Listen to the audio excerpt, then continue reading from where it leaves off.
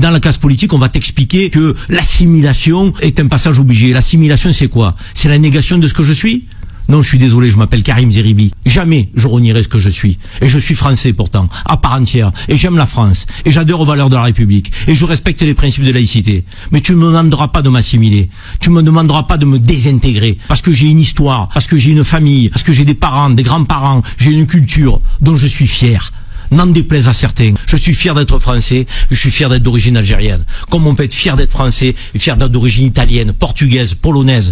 Pourquoi pour les autres ce serait bon et pour nous ce serait pas valable? Il faut qu'on arrête. La France, quand on te dit, mais la France, c'était un creuset culturel. Mais de quelle culture parle-t-on? Je veux dire, l'histoire de France? Mais moi, j'en épouse les pages lumineuses, mais les heures sombres. Ce ne sont pas des pages que je vais défendre. La colonisation, je vais pas défendre la colonisation quand même. Qui va défendre la colonisation aujourd'hui en tant que Français? À part les nostalgiques de la colonisation. C'était un régime détestable, insupportable, inhumain. On va pas défendre ça quand même. Sinon on n'est plus fidèle aux valeurs de la France. Pareil pour Vichy. Vichy était un régime détestable. Bonjour et bienvenue. Aujourd'hui on va creuser une question vraiment centrale. C'est quoi être français aujourd'hui? Surtout quand on a, disons, des origines multiples. Oui, bonjour. Et pour ça, on part d'un extrait vidéo des propos de Karim Zeribi. C'est assez personnel, assez direct. Tout à fait. Et la source elle-même nous invite en fait à une analyse critique de ses propos. Donc c'est ce qu'on va essayer de faire ensemble. Alors, allons-y. D'abord, Zeribi met les pieds dans le plat. Il refuse l'assimilation si ça signifie, je cite, la négation de ce que je suis. C'est fort comme positionnement initial. Oui, il dit être français à part entière, il insiste sur son attachement aux valeurs républicaines, à la laïcité, mais, et c'est le point clé, sans renier son histoire algérienne. Il y a cette phrase choc, hein, « Je m'appelle Karim Zeribi, jamais je renierai ce que je suis ». Ça résume bien. C'est ça. Il parle même de refuser de se désintégrer. Le mot est fort aussi. Oui, et c'est intéressant parce qu'il fait une distinction cruciale. Ce n'est pas la France qu'il rejette, mais une certaine idée de l'intégration, celle qui demanderait d'effacer ses racines. Exactement. Et il pose cette question un peu rhétorique, mais très directe. Pourquoi on accepterait la fierté des origines italiennes, polonaises et pas algériennes ?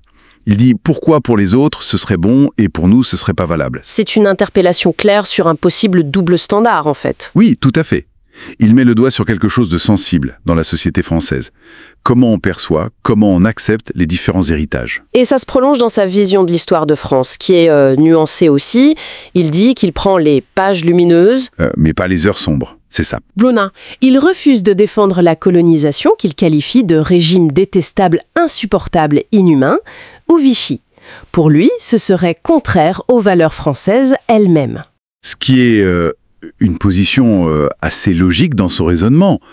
Défendre la République, c'est aussi refuser ce qui, dans son histoire, la contredit. C'est un point intéressant. Et là, on touche peut-être à l'analyse critique suggérée par la source.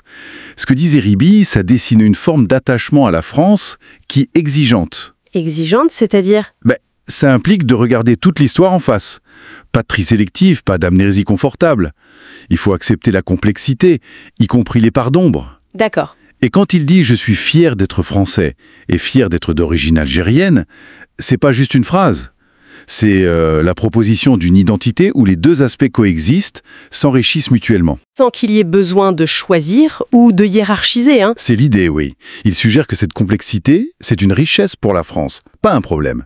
Et refuser de se désintégrer, c'est affirmer ce droit à être complexe. Donc, si on résume un peu la tension qu'il soulève, d'un côté, il y aurait une attente, peut-être pas toujours dite, que les Français d'origine immigrée prouvent leur francité. En gommant une partie d'eux-mêmes, oui.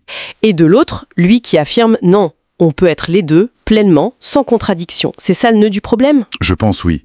Et ça vient interroger très directement une certaine conception de l'assimilation à la française. Ce modèle où l'adhésion passait un peu par une mise à distance de sa culture d'origine. Un modèle qui serait dépassé selon lui ? En tout cas, il le remet en question. Et c'est là que l'analyse critique devient intéressante. Si l'intégration réussit, ce n'est pas l'effacement, alors c'est quoi ? Comment on construit la cohésion nationale dans une société qui est fondamentalement diverse ? Ça ouvre sur la question du contrat social, en fait. Comment on le met à jour ? Exactement. Quels termes permettent à la fois de faire nation, de partager des valeurs communes, tout en reconnaissant la pluralité des histoires, des parcours ? C'est moins une réponse qu'une relance du débat. Une invitation à repenser les choses. Voilà. Qu'est-ce qu'une intégration qui ne demande pas aux gens de se renier, mais qui construit, justement sur cette multiplicité. C'est une question de fond sur le lien social aujourd'hui en France. Et pour conclure, peut-être laisser une question en suspens qui découle de tout ça. Pour construire une société unie, où chacun se sent à sa place, quelle est la meilleure voie? Vaste question.